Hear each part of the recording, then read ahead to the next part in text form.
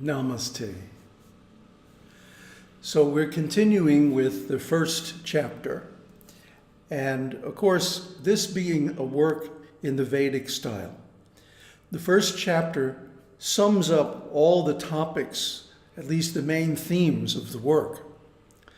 So Tripura means the three worlds, the earthly planets, the what's a good word for it? The subtle planets and the heavenly planets. So Tripura, of course, is a name for the goddess. And the goddess, for all practical purposes, is the creation. So this work is going to be about her, ultimately. But now, in the introductory chapter, we're leading up to how does he find this out? How does he get the idea even to ask the question? Well, we continue from the last part. Parasurāma is saying, in the past, I did not understand even a little of what Samvarta told me when I met him on the way. And this is so deep. I love it.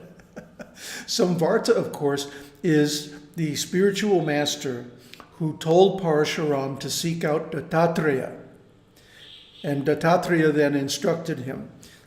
But Samvarta said some very deep things, which we don't have in this book, because they're in the first part of the first section of the book, and this is the second section.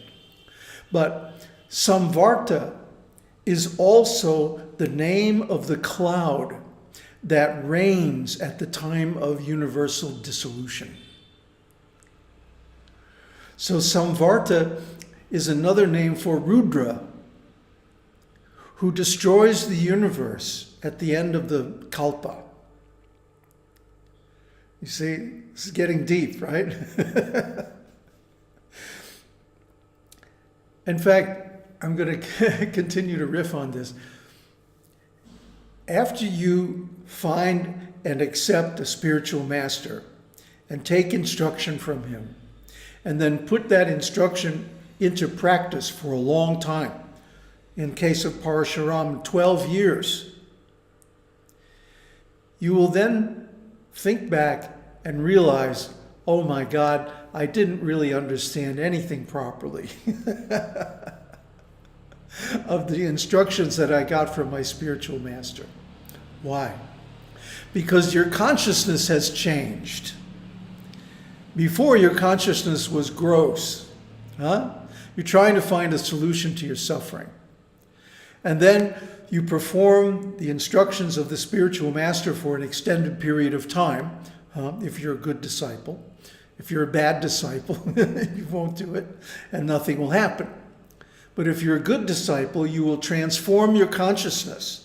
And then, looking back, you'll realize, oh my God, I didn't really understand what he was talking about at all, because he was on a higher platform.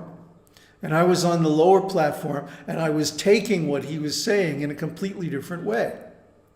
So we've already been over the 4 platforms and all of that. You can go back and review it if you didn't get it the first time. See? Even now, I understand nothing of the workings of the universe.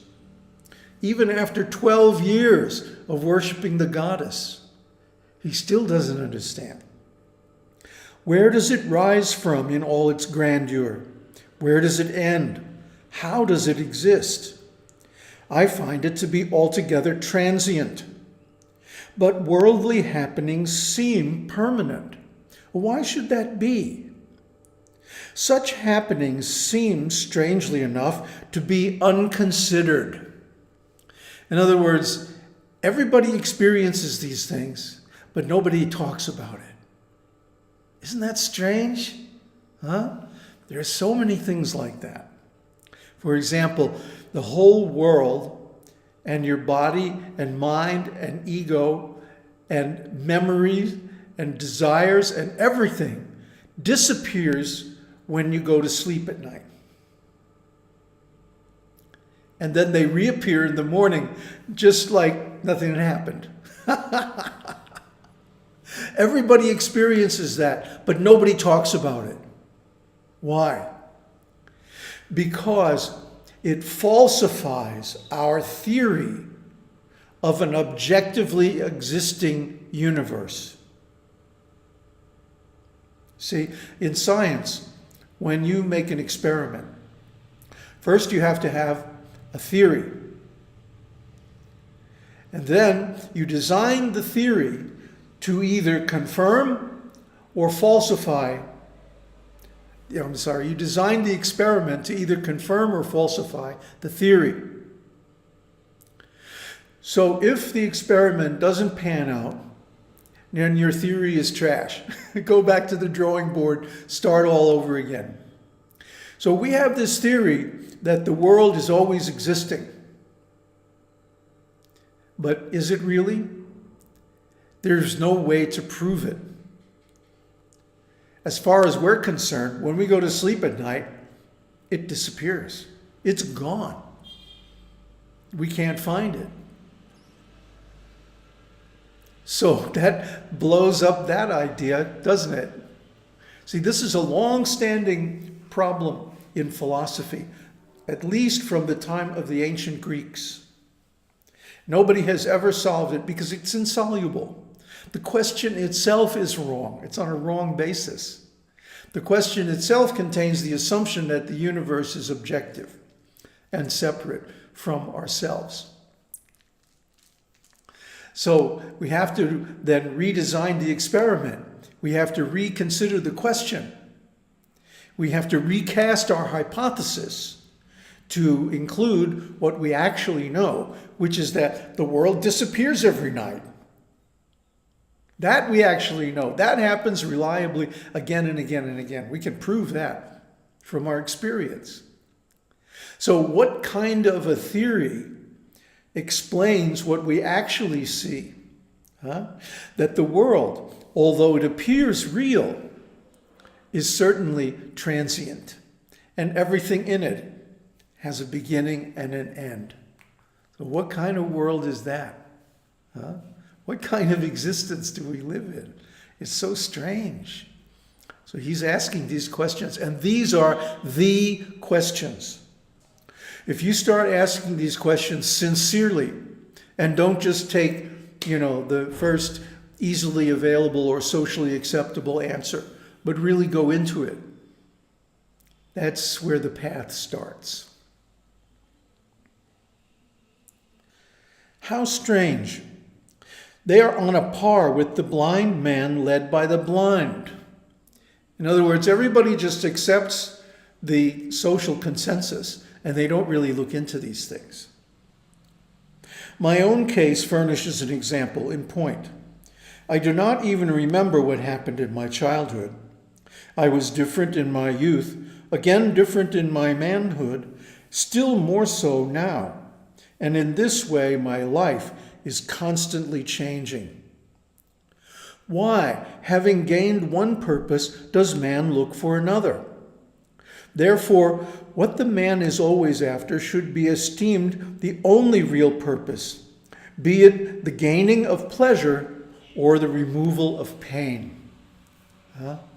Every activity done by human beings is either to increase pleasure or to decrease pain. Every political theory, every economic plan, every business arrangement, everything we do is to reduce our suffering and increase our pleasure. And of course, one of our bogus theories is that if we increase our pleasure enough, then we won't mind the pain. That only works up to a point. Ask anybody who's very wealthy. Once they passed the point where they had enough money to live for the rest of their lives, did getting more money than that make them any happier? No. So the point is, the real question in life is to eliminate suffering. How do we do that? That's the purpose of spiritual life. Ramana Maharshi, he was the greatest one-line comeback expert in the world. Better even than Groucho Marx. So people would come to him with all these ideas, about having to do sadhana and work very hard to attain self-realization and all like that, right? And he would listen to them. And then he would just say one thing that blew up their theory completely. For example, he would say, "Oh, you haven't realized the self? Well then, do you exist?" Boom. And of course, the average person is going to walk right into the trap and say, "Oh, of course I exist." How do you know? Well, I see my body, I experience things, And of course, Ramana would shoot down all these answers one after the other. And if the person was really intelligent, they would finally come to the conclusion that I am aware that I am aware. And Ramana would accept that. He would say, yes, this is the quality of the self. So the self is realized. Now what? See, there goes all their theories. Bye-bye. Finished. The self is realized. Because you know that you know. You are aware that you are aware. So the self is realized. And now what about the world? Huh? Do you see the world? Yes. This is another good one. But what do you see it as? Do you see it as a never-ending series of phenomena within phenomena? If so, then you're in illusion, you're in Maya. Huh? Or do you see it as simply a reflection in the mirror of consciousness? If so, now you have realized the goddess. See, to realize the self is to realize Shivam. And to realize the world as an appearance in Brahman is to realize the Shakti. That's really all there is to it. See, that's why the work of the master is not to educate you. It's not to teach you anything. It's to destroy your wrong views. Because as soon as you let go of them, you see everything the way it is. And it's always been that way. See? Self-realization is eternal. So anyway, Parasurāma continues.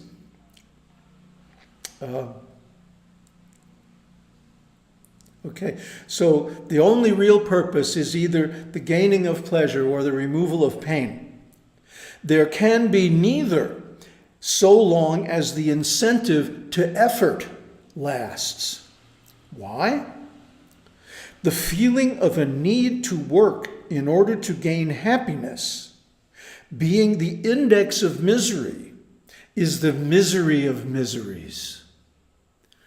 So long as you feel there is anything to do, anywhere to go, or that you have to change or grow or become something other than what you already are, you're in suffering, you're in Maya, you're in illusion. And that's why Osho, although I disagree with him on so many things, I agree with him on this thing.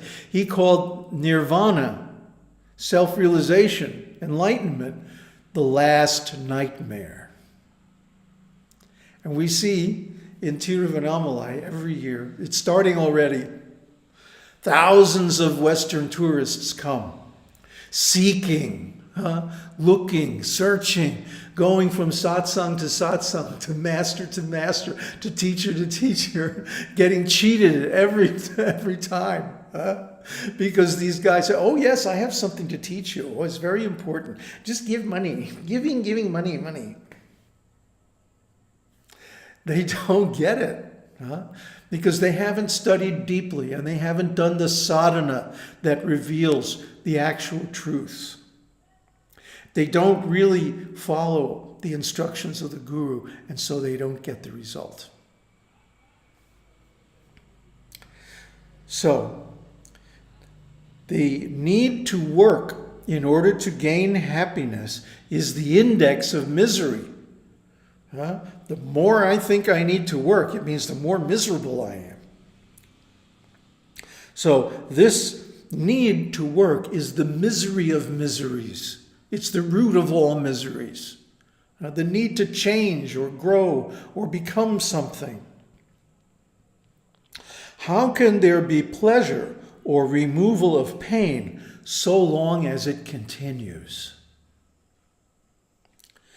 Such pleasure is like that of soothing unguents placed on a scalded limb. Now, rubbing some nice lotion on a scalded limb isn't going to make it better. It's probably going to make it worse. Or the embrace of one's beloved when one is lying, pierced by an arrow in the breast. Ow. Or of sweet melodies of music heard by an advanced consumptive. If you got tuberculosis, you got no pleasure in music or anything else. It's a miserable disease. Only those who need not engage in action are happy. They are perfectly content and self-contained. And they experience a happiness which extends to all the pores of the body. We talked last time about the ecstatic symptoms. If you're not getting these ecstatic symptoms, you're not there, man. You haven't got it. These ecstatic symptoms are when the life energy, the prana, comes in contact with the top chakra, the sushumna, reaches the 1,000-petaled lotus. And then whatever it comes in contact with will stimulate these ecstatic feelings. Beautiful, exquisitely indescribable ecstasies of spiritual life. That's the real thing. How silly of people with innumerable obligations, ever too busy seeking such moments of pleasure in this world. Because all those things are transitory. They have a beginning and an end. But the ecstasies of spiritual life are eternal. They have no beginning and no end.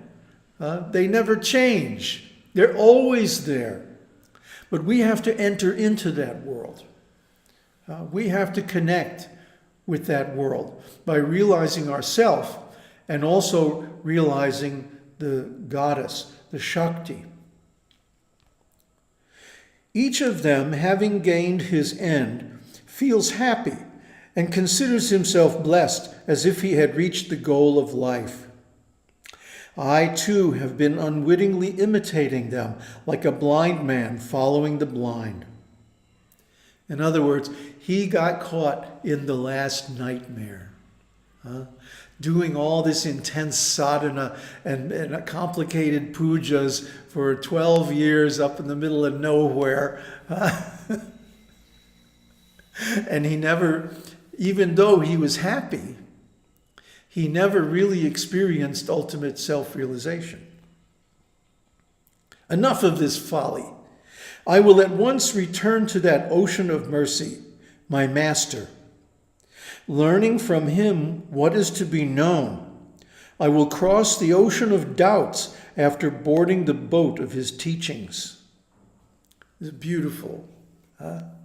So the guru is the door. The guru is the gate. And you have to become a qualified disciple to even recognize the actual guru. Once you do, if you follow that guru's instructions, then you're saved. You're all right. Huh? If not, well, nobody can help you. Having resolved this, Parasurāma of pure mind immediately descended the hill in search of his master. In other words, having realized a higher platform, he instantly gave up the lower platform and walked away from it like it was nothing, and went to his master to get instruction in the next stage of spiritual life. Om Tat Sat. Aum Harihi Aum.